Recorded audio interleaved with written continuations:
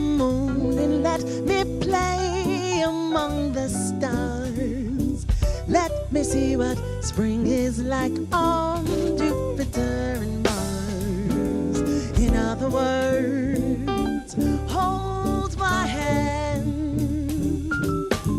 In other words, darling, kiss me. Fill my heart with song and let me sing forevermore. You are all I long for, all I worship and adore. In other words, please be true. In other words, I love you.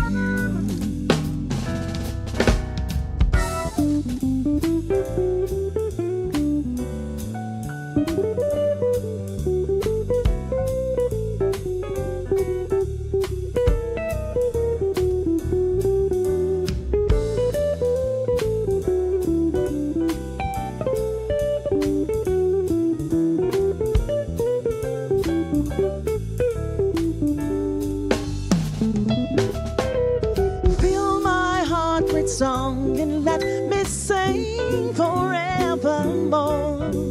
You are all I long for, all I worship and adore. In other words, please be true. In other words, in other words, in other words, baby, I love you.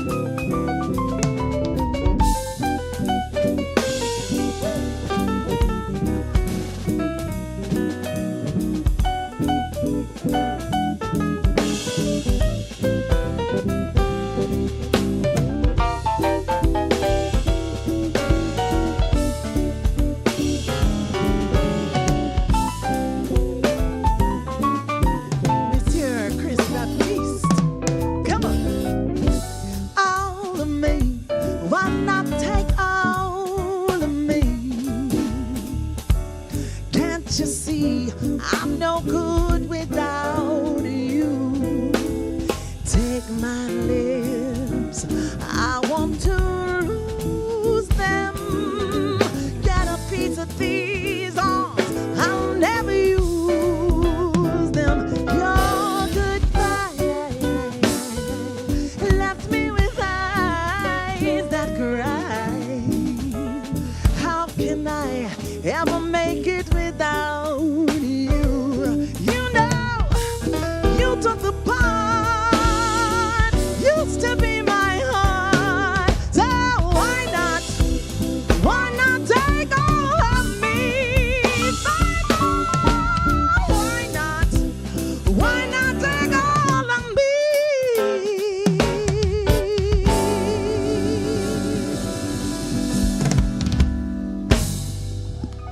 All right, now everybody, I hope y'all enjoyed that. It's time to go, but get ready to start. This is Sisaundra Show!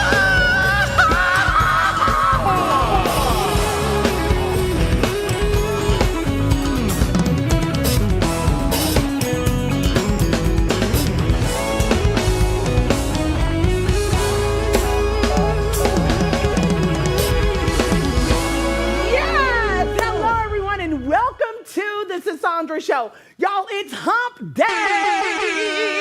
And that band over there is bad, aren't they? Come on. Y'all are fire! Fire! Listen, yes, I know. Listen, we have some... I know.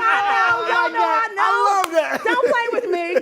Listen, so we got some serious hot tea for y'all today and some girls chat later on. So go ahead and get all comfy. Yeah. Grab that bubbly beverage. Come on. And let's get this show started.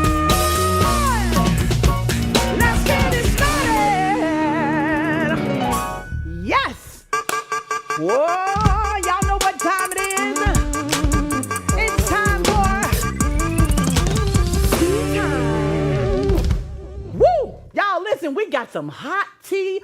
We are serving it up hot. The pinkies are up because guess what? Big Meech moves to the halfway house. I'm happy. Hold up. So Big Meech, the sir. kingpin of the Black Mafia family, is back in the news and making moves, literally. This dude has reportedly been transferred from federal prison to a halfway house. Yes, you heard that right. Originally slated for release in 2028, a judge decided to shorten his sentence to 2025 after showing him some love with a 32-month reduction. Come on now. Yeah, that's amazing. That ain't nobody but God. Right. Now he's officially listed as not in BOP custody, which has got fans buzzing. What does that mean? Well, it could mean he's prepping to re-enter society from a halfway house, which is like a trial run before full freedom. So Big Meech has been serving a 30-year sentence for running a major drug operation, but with some good behavior.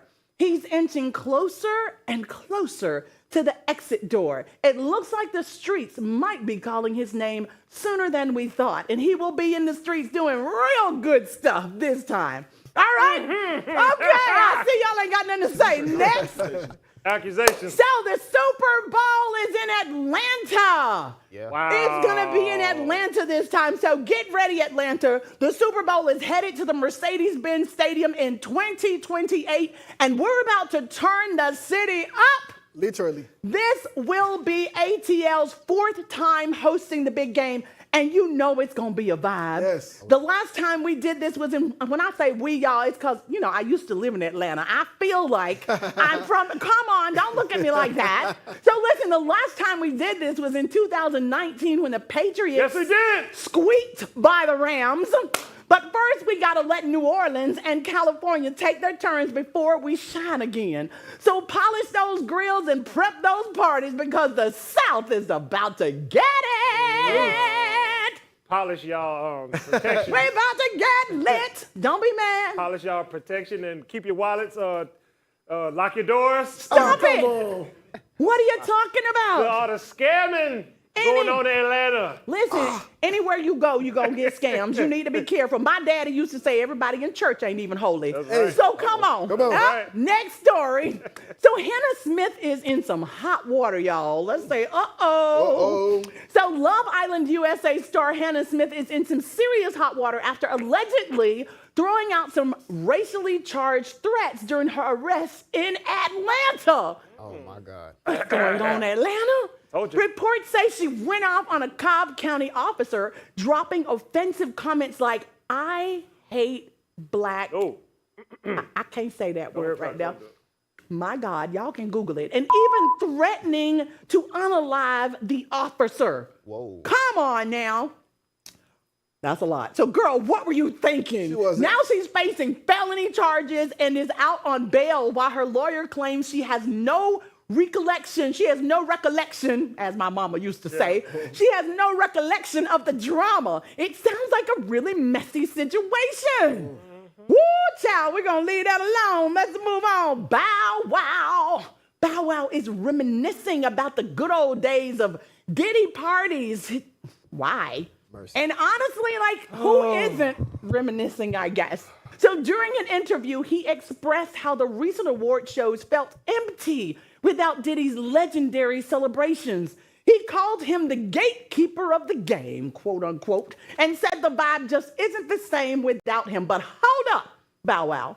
While you're missing the parties, Diddy is dealing with some serious allegations. Can we, like, read the room here, dude? Yeah, bro. Bow wow wow, yippee-yay, what is up? Don't make me go there. All right, you went there. let's go. Yeah. I mean, is this the same guy that had the airplane and said he was getting on his private plane, and then they found that the plane was a plane at the airport that was, anyway, it was a commercial flight. So Bow Wow, read the room, man. Yeah. Much love, much respect. All right, let's move on, y'all. Tom Brady. The what? GOAT. Tom Brady Say it again. is joining the Raiders. No, that's right. Yo, Tom Brady is officially in the NFL ownership club after the league approved his minority stake in the Las Vegas Raiders. go. That's right. The GOAT is now an owner. Are we surprised? While he can't throw on the pads again, owner Mark Davis is hoping Brady can help scout the next franchise quarterback. So with the team currently in rebuild mode, Brady's gonna have a hand in shaping the future.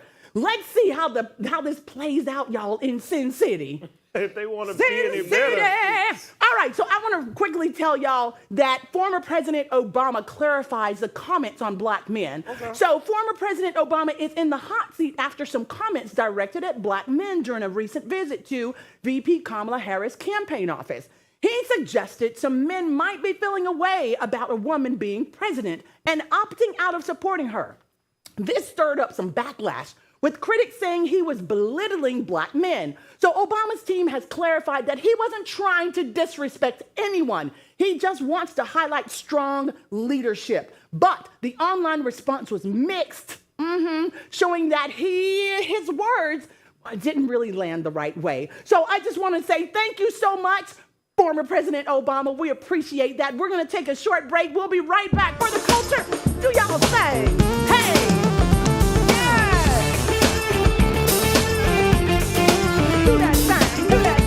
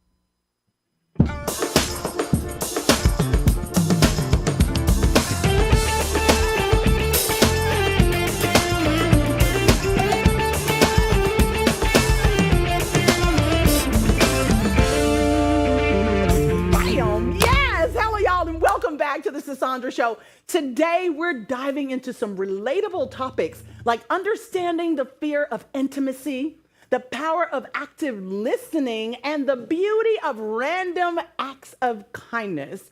Refill your favorite drink, get cozy, and let's have an open conversation about what really matters in our lives. Let's dive in right now because it's time for some good old girls chat. Where all my ladies? Yeah. Time for the girls chat. Yes. Joining us is our girl Veronica Bay.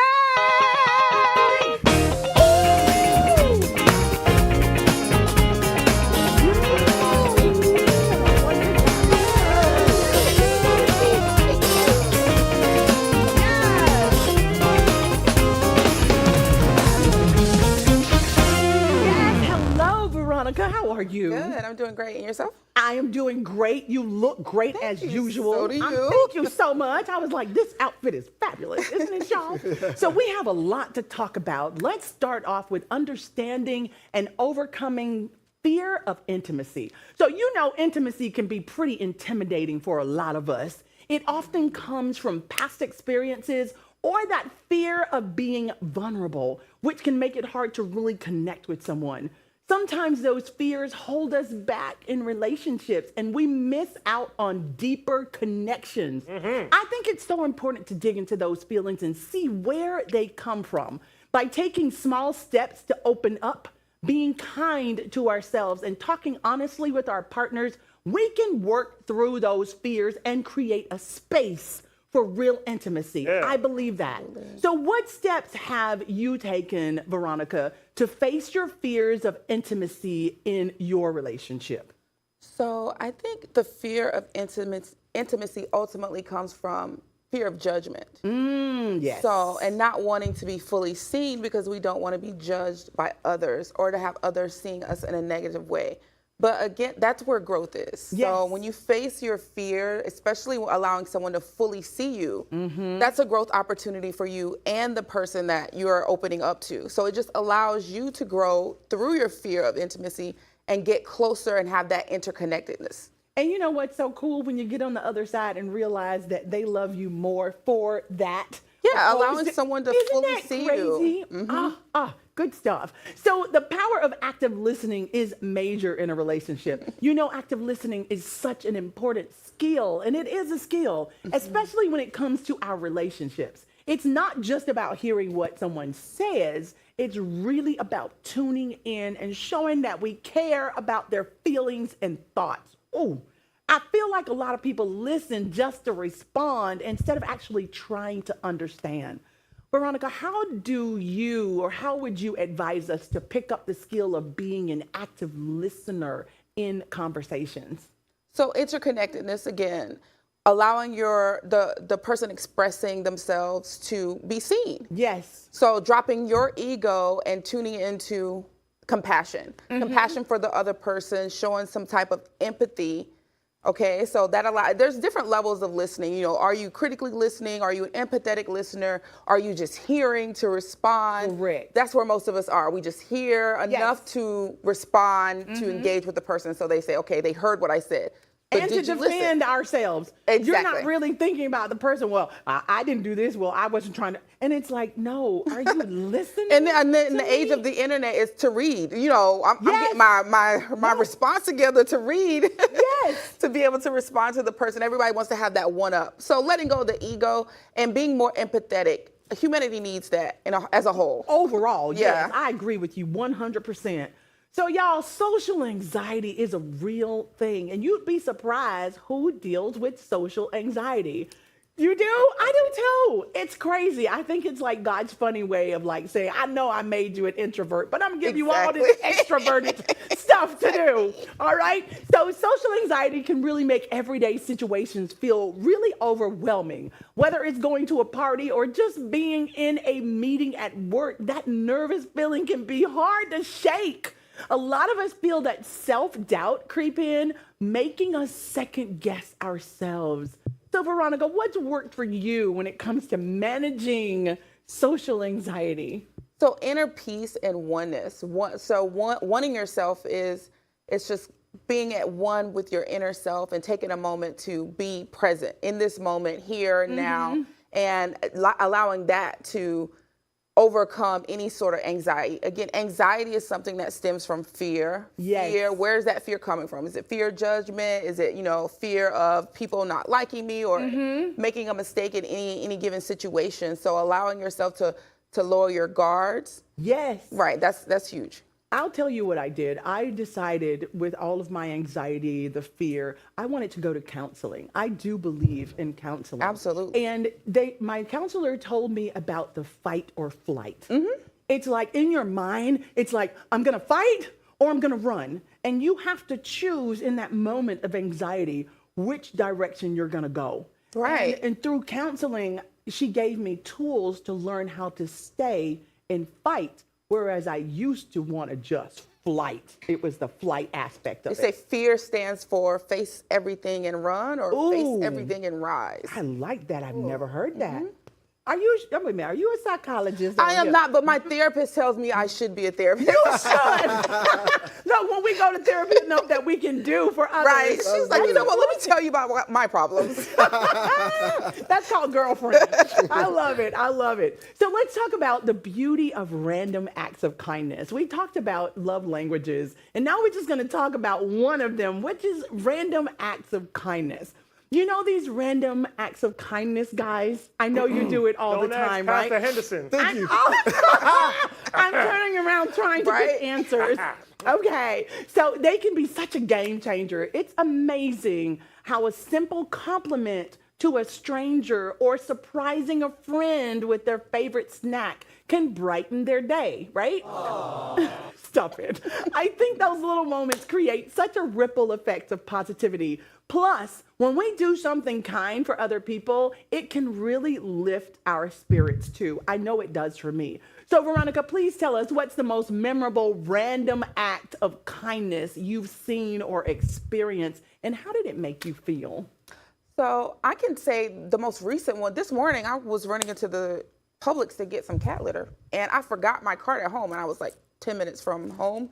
And the person behind me was like, you know what, it's okay, I got it. Oh, you know, I love that. And I was like, that's so sweet of you. You know, don't run home. And that was just something small that they didn't have to do. But humanity, it reminds you of the goodness in humanity. Yes. Right? Because everyone's so ego-driven and self-absorbed, Say it really. again. Me, I. And so that's where humanity can grow. We are moving into a new age, and in this new age, those random acts of kindness really is what remind us of the good in each other. Yes. And so ego is something that we need to replace, and with self-mindfulness and self-awareness. And when we're self-aware, we can be more empathetic towards other people and more caring and loving to each other.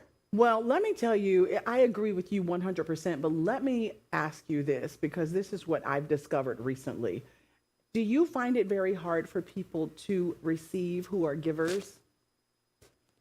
Sometimes. Sometimes it can be difficult. It can be difficult. So I'll tell you a situation or a wonderful scenario I was in. I decided to join my community in having like this huge garage sale. Everybody was doing it. I drove home, I saw the sign that night, and I just went in my closet and I just started pulling out stuff. So everybody was selling their stuff. I put all my clothes, all my shoes in front of my house, and with people that passed by, when they picked all the stuff they liked, I gave it to them. Wow. And it was so hard for them to receive it. And you could see like the anxiety in them from them having to take something when they're used to being givers. But they're not used to it. They're used to being givers. And I said to them, I said, you know what? This is something we need to talk about as Christian friends, because it says that it's better to give than to receive. Why do we not want to receive when someone else is giving? How do you make people? Well, Talk to me, Chris. you might not want to give or receive because, you don't get wealth. Wealth doesn't come from giving. Okay, you stop. Pride. Come on, Pastor Henderson. You are too funny. It will never die. Are you talking about Keon Henderson? will never die. Oh yeah, no, that was the strangest thing too. I'm like, what? What is he? I was raised on the mantra: the best way to receive a blessing is to give one. That's right. Yes, Somebody's sir. blessing. Come on. So when he said that, I was just like, what planet is this? I don't know. He's saying that giving and all of that is supposed to be directed to tithing. Now, on social media, Veronica, it's not me. Social media is saying because of the situation he's in, it was more of a message for his parishioners to understand that they need to be giving him the money. Right, that's what I heard. Is that what everybody heard? That's what they heard. Stop I was like, so don't give to random people, give to you. Give to him. Exactly. And he doesn't have a problem receiving. Right. At all. Oh my God. Stop it. Look what you did now. Unlike the ladies who stopped by my house, and literally I felt that anxiety. They didn't know, like, should I stay? Should I run? Should I go? Should I whatever? Because of the love that they're not used to receiving. And sometimes it could be a little bit of pride. Everybody has that. That's a huge Yes. thing for people to drop their pride and receive something. Yes, They have this because it makes you facade. think, oh, I need this from you. I don't need Right, this from there you. you And go. it's like, no, I don't need this from you. Anyway, Veronica, it's been a pleasure sitting here chatting with you. We've talked about so many amazing things. Thank you to our viewers. Y'all, we love you so much. Thank you for sharing this time with us. For the culture, we need y'all to do what you do. What you want us to do? We gonna get them out of here today. Come on, y'all. Hey. Just scan that QR code at the bottom of your screen now. Because we've got so much more exclusive content just for y'all right here, only on the Sisaundra Show. Thanks so much for tuning in. And we'll be right here, same place, same time, only on the Sisaundra